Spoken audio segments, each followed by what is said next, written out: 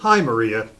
I'm so pleased that you're able to work with us today and help teach us about your program here. I want to start off by asking you a question about, can you tell me what a parent center is? Great question. So we have dozens of parent centers in the state of California that are communities of parents who have children with special needs, who support other parents who have children with special needs in navigating systems of care. So the not to get too jargony, but there's a family resource center. Family resource centers in every county in California for ages 0 to 3. There's family empowerment centers in about half the counties in California. And they serve age 3 to 22 just in their county. And then there's parent training and information centers that serve families of children 0 to 26. A lot of the work the parent training and information centers do is around working with the school districts. And no matter what county you're in, there is a parent training information center that can serve you. So to find the local parent center, you can follow the link in the adjoining worksheets. And part of this, and we had talked about this before.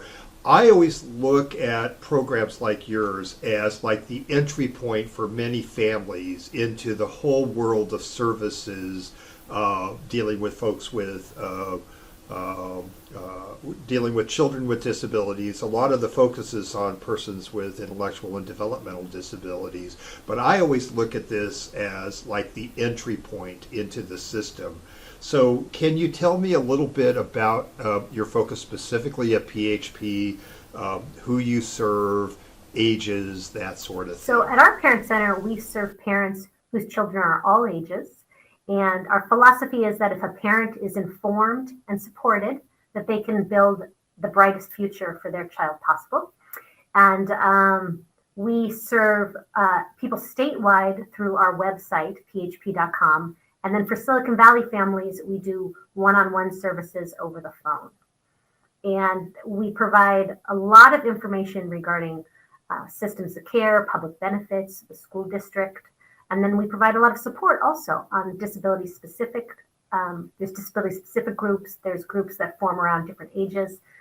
And there's so many services for the child with disabilities or for the adult with disabilities. But parent centers are really the only group that are focused exclusively on supporting and informing the parents, because clearly the parents are a huge part of the services that child gets.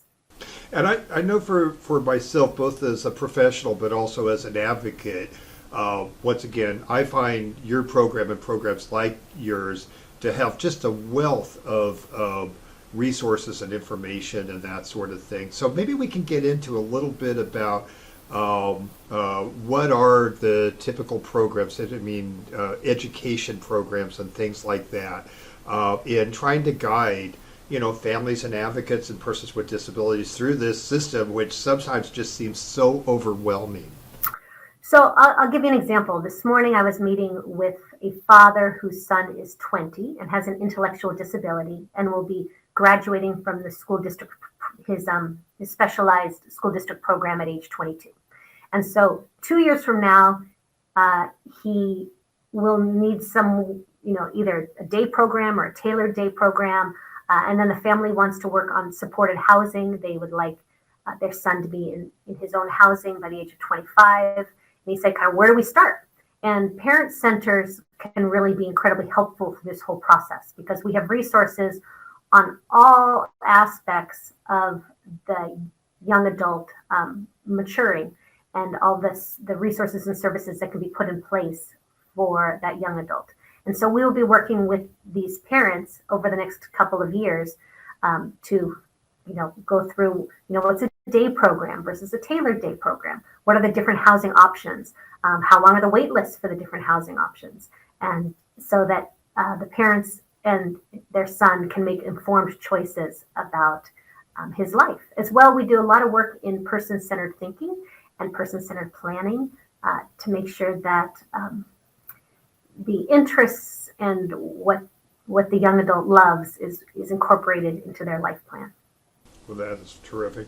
I know for myself here, programs like yours are such a wealth of information here. I know oftentimes I use programs like yours to get some idea about what services are in the community. I know I've visited PHP many times, and you folks have so many resources here, including classes and libraries and things like that here. Uh, and so, for instance, I know you do run classes. Can you give me some idea of what kind of classes you run for families and that sort of Sure. thing? And your comment actually reminds me of a phrase we often use here at PHP, which is you don't know what you don't know. And for parents who are raising a child with a disability or who have an adult disability, they've never done this before. So we try to add information to that gap around making sure that parents do know what they need to know. Our agency does between 40 and 60 Zooms a month on all sorts of topics, early start services, IEPs, 504s. Those are the IEPs and 504s are programs with the school district. We do support groups for parents who are feeling overwhelmed. We have a support group for parents of adult children with developmental disabilities. We occasionally have speakers, expert speakers who come in and speak about social emotional learning or encouraging executive functioning.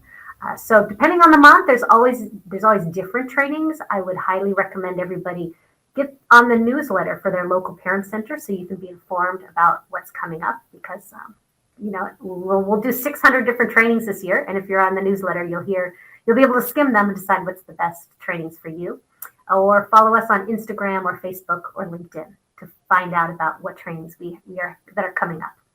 Maria, we had talked earlier about the importance of diversity in serving our community. Can you share with us a little bit about how you deal with folks from different backgrounds and that sort of thing? Do you have programs specific for those communities? Absolutely. So for our community here in Silicon Valley, we primarily serve in English, Spanish, and Vietnamese, as those are the top 3 languages in our community. Different family resource centers or parent training and information centers offer other languages. Support for Families from San Francisco particularly does a lot of work with the Chinese-speaking population. So depending on your region, you'll find resources beyond just English.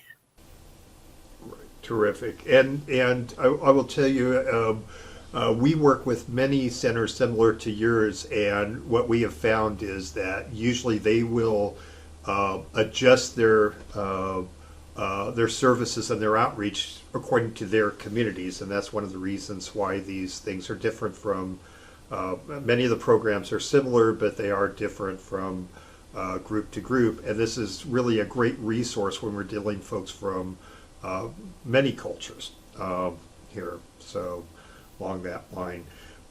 One thing that we're really focused on are transition services, the whole process of transitioning, usually from childhood to adulthood and that sort of thing. Maria, I know that you folks run a transition fair. I think that's what you call it. Sometimes they call them different things. But can you share us a little bit with us about what that is and how folks might be able to get involved in this and what the value of this is? Absolutely. So we've been holding transition fairs and resource fairs, which bring vendors together, providers, as well as the families that they are trying to connect with. We typically do it once a year, and other parent centers throughout the state do it for their region as well. And historically, they've been in person. Lately, they've been online, and see what the future brings. It's a great way of learning about what providers may be in your region all at the same time. So you go to a room, and typically there's 60 to 80 different providers that have recreational resources and legal resources, educational resources, and so you can really get a sense of the variety and depth of services in your community. I would also say that for transitioning to adulthood, PHP has a new statewide program called Connections California. It's on our website, php.com, and it offers an e-learning library as well as 100 webinars a year on adult transition-related topics such as housing, financial planning, life planning, person-centered thinking, employment, kind of all the things that we have to prepare for as our young adult grows into an adult. I know one thing we probably should have covered is uh, almost all centers will have resource directories. Do you happen to have a resource directory? So our resource directory is online, and we have over 2,000 resources that can be searched geographically. And I believe most parent centers have resource directories of some sort. Depending on how large the parent center is, what they offer and their resources may vary greatly. But almost everything parent centers provide are free to parents. So that's kind of another thing we neglected to mention, that in general, these are all free services. Um, through funded through the state of California or through the federal government. So you should make use of them so that they can support your family or your clients' families. The other thing that, for folks that are wanting to get more engaged in their community, and we really want to encourage, especially the professionals, to be engaged in their community. Are there opportunities on occasion for attorneys, fiduciaries, and that kind of thing to share their knowledge through your center? There is. So at our center, we do have professionals who come in and do presentations to families. We allow no sales pitches. We don't want people ever to come to our parent center and be sold something. It's not what we do. However, we do make arrangements with professionals to provide information. Of course, there are hundreds more professionals than there are slots for presentations, but we do work with professionals to make sure that if there's a gap in knowledge, especially around very technical issues, that professionals are presenting on that to our families. Great. Anyway, I want to thank you so much for joining us today here and sharing us, one, information about what these parent centers, oftentimes called family resource centers, but what these things are, and specifically sharing this with us about your particular program. So thank you very much. Thank you. It's been a pleasure.